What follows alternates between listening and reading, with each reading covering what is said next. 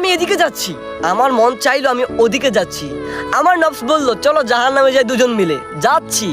আমি খুশিতে মাথাহারা হয়ে যাচ্ছি জাহান্নামের দিকে। ভাইজান এমন কতদিন চাইবে? মালাকুল মাউত একদিন আসবে, একটা সেকেন্ড সময় দিবে না, বলবে আরে বেটা তোর সময় শেষ, ওঠ না ওঠ, তুই কবরের ঢোক, মাটির নিচে তোকে গাতানো হবে, তুই ওঠ বেটা ওঠ, সময় না তোর। ওই দিন কি মনের কথা ওই দিন চলতে পারবেন? মালিক যেদিন ডাক দিবে বান্দা তোমার সময় শেষ, চলে আসো চলে আসো, তোমার পরীক্ষা শেষ, তোমার পরীক্ষা শেষ। ওই দিন কি মালিক আর আর 5টা মিনিট আমি আসতেছি।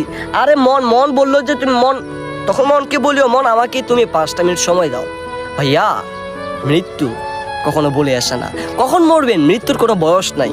মনের কথা চলবেন না, মনের কথা উঠবেন না।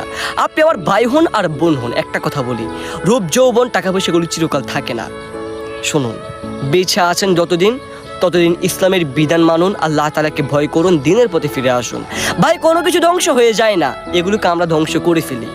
নফসের কোনো দোষ নেই, দোষ হচ্ছে আমাদের। আমরা নফসকে স্পর্ধতা এবং কি আমরা নফসকে নিজের মতো করে ছেড়ে দিই, নিজের মনকে নিজের মতো করে ছেড়ে দিই। তাই বলছি ভরসা আল্লাহ তাআলার উপর সর্বদাই রাখবেন, আর নিজে মনে মনে বলবেন যে ইনশাআল্লাহ আমি পারবো, পরিবর্তন হতে পারবো ইনশাআল্লাহ।